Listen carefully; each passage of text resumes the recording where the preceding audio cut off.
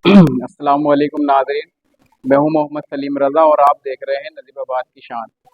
उम्मीद है आप खैरियत से होंगे। आज हम आए हैं हाफिज़ रियाज कारी साहब के पास और इन्हीं से कुछ मैयत के ताल्लुक से सवाल जवाब करेंगे जो हमारे कमेंट बॉक्स में आए हैं। तो अस्सलाम वालेकुम।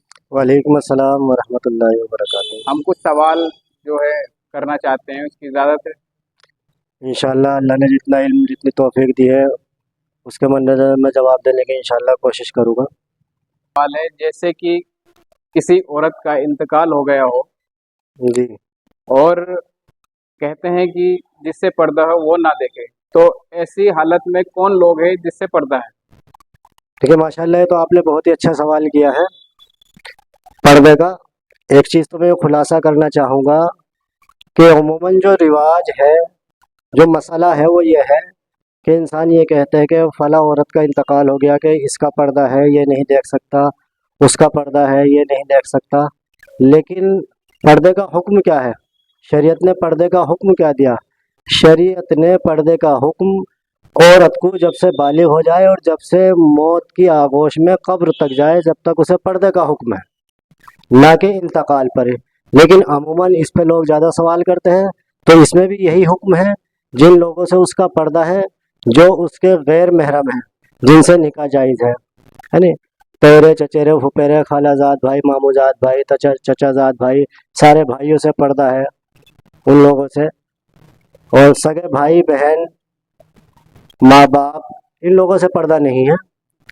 जिससे निकाह नहीं हो सकता उसी से पर्दा नहीं। जी।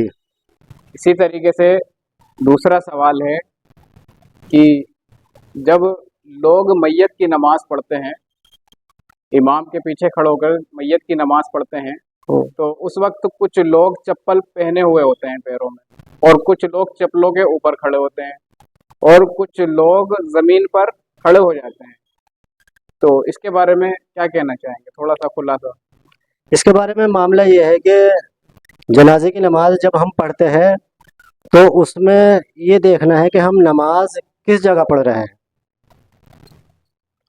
नमाज हम कहाँ पढ़ रहे हैं, किस जगह पढ़ रहे हैं। क्योंकि जनाजे की नमाज़ें कई जगह होती है।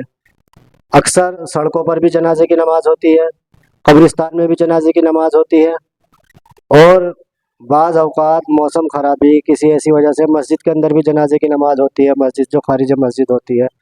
तो हमें ये देखना है हम किस जगह नमाज पढ़ रहे हैं। ऐसी जगह जो ख़राब जगह है, जो नजिस जगह है, जहाँ यही नहीं पता कि यहाँ जानवर ने पेशाब किया हो, पाखाना किया हो, यहाँ गंदगी क्या है, क्या मामला है, तो वहाँ हम नंगे पाँव खड़े हो गए तो वो नजिस हमारे जिस्म पर लगेगी, हमारे पाँव पर लगेगी। तो अब चप्पल पहनकर खड़े हो गए तो वो चप्पल पहनकर हम शुमार हो जाएंगे, जूता पहनकर हमारे नमाज में शुमार हो जाएगा। तो उसके लिए ये है कि उस जूते चप्पल को अपने जिस्म से भी अलग कर दे, अपने जिस्म से भी अलग कर दे, अपने जिस्म से भी जुड़ा हुआ ना हो, चप्पल उतार दे या जूता उतार दे और उसके ऊपर खड़े हो जाए। वो बजुज़ जिस्म से अलग हो जाएगा। अब आप उसके ऊपर खड़े हैं एक गंदगी से हिफाजत के लिए।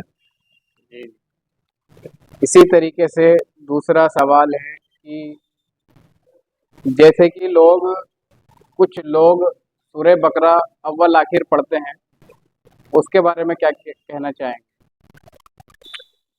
सूरह बकर जी। दफनाने के बाद जी। सूरत बकर पढ़ी जाती है। देखिए, इसके बारे में सूरत बकर की जो है बहुत बड़ी फजीलत वाली सूरा है ये। और वैसे तो कुरान का कोई भी लफ्ज़ जब इंसान इंतकाल कर जाए उसको पढ़कर एहसाल करो, उससे उसको सवाब मिलेगा, उसकी रूह को उसे सवाब पहुंचेगा। लेकिन इंतकाल के फ़ौरन बाद जब इंसान इस दुनिया से जाता है तो वो कब्र में तन्हा होता है, कब्र में तन्हा होता है। फरिश्ते मुनकर नकीर उससे सवाल जवाब के लिए आते हैं, तो उस वक्त उसके सवाल जवाब में आसानी हो इसलिए सूरत बकर की तिलावत की जाती है, जिससे उसके सवाल जवाब में आसानी हो, उसे सुकून मिले। और इसीलिए कब्र पर अज़ान भी पढ़ी जाती है, क्योंकि जब सवाल जवाब मुनकर नकीर फरिश्ते इंसान से सवाल जवाब करते हैं تو शैतान बहकाने के लिए आता है कि सवाल का जवाब ना दे पाए। और अजान, अल्लाह रब्बुल इज़्ज़त ने अजान में वो क़ुव्वत व ताकत दी है कि अजान की आवाज़ को सुनकर शैतान, खबीस, जिन्नात, बलाएँ सब दूर भाग जाती है। तो मैयत के इंतकाल के बाद अजान भी इसलिए पढ़ी जाती है कब्र पर कि अजान जब कब्र पर पढ़ी जाए तो शैतान वहाँ नहीं आएगा, और जो हमारा अजीज़ जो इस दुनिया से रुखसत हुआ है वो सवालों के जवाब बआसानी दे सके। हमारा आखिरी सवाल है कि जैसे कि मैयत को दफन कर देते हैं, उसके बाद फातिहा पढ़ लेते हैं, और कुछ लोग ये कहते हैं कि जल्दी चलो, तो और कुछ लोगों का कहना होता है कि वक्त देना चाहिए, रुकना चाहिए, तो इसमें क्या कहना चाहें? देखिए, अल्लाह के रसूल की भी हदीस है। अल्लाह के रसूल सल्लल्लाहु अलैहि वसल्लम ने भी इरशाद फरमाया है कि जब किसी का इंतकाल हो जाए तो मुर्दे को जब दफना दिया जाए तो जितने लोग वहाँ हों वो दफनाने के बाद और एहसाले सवाब करने के बाद वहाँ से रुखसत हो जाए।